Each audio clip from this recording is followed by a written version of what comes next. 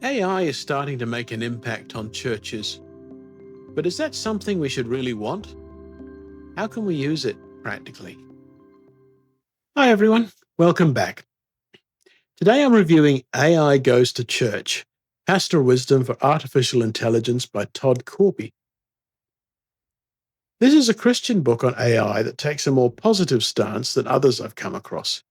Korpi is a pastor and a missiologist who tries to give a balanced theological take rather than just reacting in fear or jumping on the latest tech bandwagon. Overall, I found the book useful, but there were a few points that sounded a bit of a bum note. Corby starts with a clear, non-technical explanation of what AI actually is. The difference between narrow AI, what we have now, general AI, and theoretical super AI. That chapter is genuinely helpful. He then moves into theology, scripture and technology, the image of God, and AI ethics. He argues that humans are uniquely made in God's image and that AI should never be treated as a person or a substitute for a real relationship. Korpi examines what it means for humans to be made in God's image in an age when machines can mimic human language, reason, and even emotion. He addresses questions of AI sentience, stewardship, the danger of treating AI as a quasi-person or a little god. He argues that AI is already in church and that Christians must engage it theologically, ethically, and missionally rather than reactively. The chapter calls for a proactive reflection on how AI can serve the gospel while it protects human flourishing. I agree with a lot of that. Actually, the book overlaps with another one I reviewed earlier, Stephen Driscoll's Made in Our Image. Both books take the doctrine of the image of God seriously when thinking about AI. Driscoll's book felt a bit more focused on the philosophical and anthropological questions, particularly the implications for identity, while Korpi leans more into practical ministry application. Reading them side by side is actually quite complementary. There are solid chapters on AI and the mission of the church, social justice, as he calls it, and the future of work. He examines bias in algorithms, training bias, algorithmic bias, cognitive bias that can harm women, racial minorities, and the poor, he claims. Korpi argues that the church has a prophetic role in advocating for just AI systems and using technology to address poverty, food insecurity, and opportunity gaps rather than simply maximizing efficiency. Korpi encourages using AI for translation, accessibility, and digital outreach.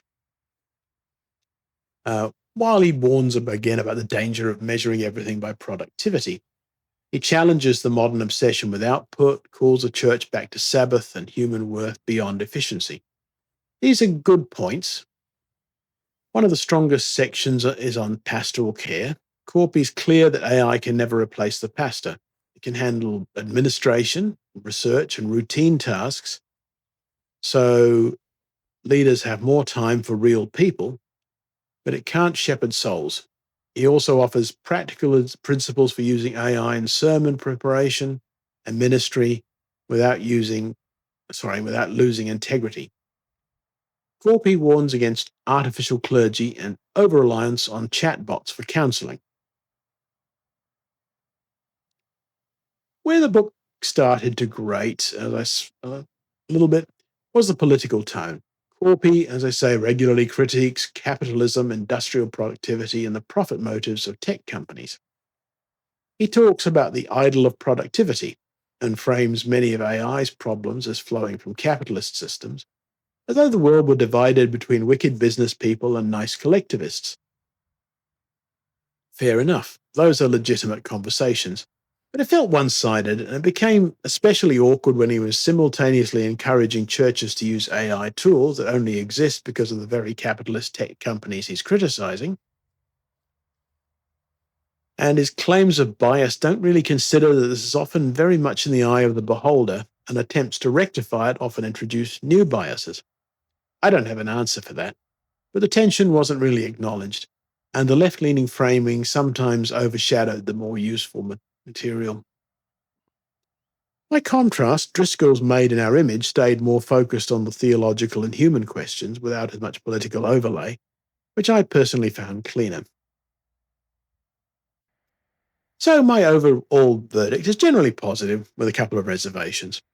If you're a pastor or a ministry leader trying to think in a Christian way about AI, the book's definitely worth reading. You'll get good theological framing, helpful explanations of the technology, and practical ideas. Just go in knowing it comes with a particular political flavor. So what do you think? Does AI have any place in church, do you think? What do you make of the tension between critiquing the system and using its tools? Drop your thoughts in the comments. And everybody, thanks for watching. If this was helpful, give it a like, subscribe, and I'll see you in the next one. God bless.